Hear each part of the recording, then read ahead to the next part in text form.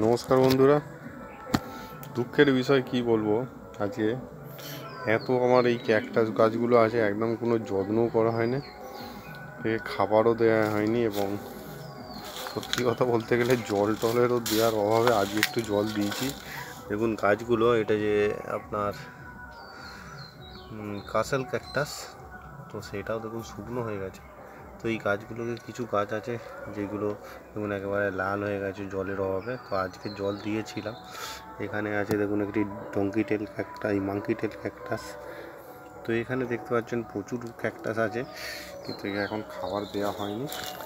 তো কালকে অ্যাকচুয়ালি যে ভিডিওটা আনতে চলেছি এই ক্যাকটাসের ব্যাপারেই কিছু ভিডিও আমি আপলোড দেবো আপনাদের জন্য।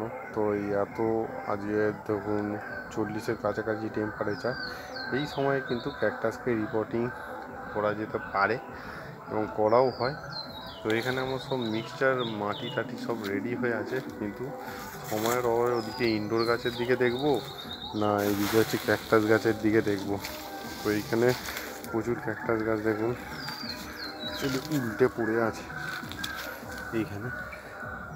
এইগুলো গ্লাসে সব করা আছে, এইগুলো পটে দিয়ে একে একটু রিপোর্টিং করতে হবে। এবং কত সুন্দর সব পাপস এসেছে ছোট ছোট, এবং গাছগুলো এখানে প্রচুর ভ্যারাইটি আছে, আপনারা দেখতেই পাচ্ছেন। তো এর গাছের পরিচর্যা সম্বন্ধে ডিটেলস ভিডিও আনবো এবং প্রত্যেক গাছটিকেই রিপোর্ট করার প্রয়োজনও আছে, সেই ভিডিওগুলোও তুলব। এখানেও দেখুন জঙ্গল হয়ে গেছে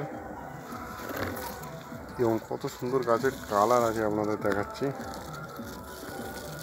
তো এর পরিচর্যা কীভাবে করলে কি হবে, আমি এখন তো এই 3 মাস হলো কোনো কিছু পরিচর্যাই করা হয়নি, জাস্ট কোনো রকমের জল টল দিয়েছি।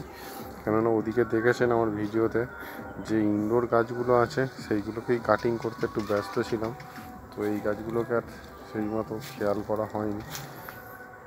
তো নেক্সট ভিডিওতে এই গাছগুলো সব রিপোর্টিং আরে দেখাবো। দেখুন কত সুন্দর বুসি হয়েছে, কত ভালো মাটি করলে কিন্তু এত সুন্দর গাছ হয়। শুধু এই গাছগুলোও নয়, এখানে দেখুন মুন ক্যাকটাসগুলোও কিন্তু খুব ভালো হয়েছে। এইখানে যে ক্যাকটাসটি আছে দেখুন, এইটা সবচেয়ে বড় পুরানো গাছ। এই গাছটিকে অ্যাকচুয়ালি কত পাপস এসেছে এবং কালারটা অ্যাকচুয়ালি ফেড হয়ে যাচ্ছে। তো এই চাইছে নতুন কিছু মাটি এবং নতুন খাবার।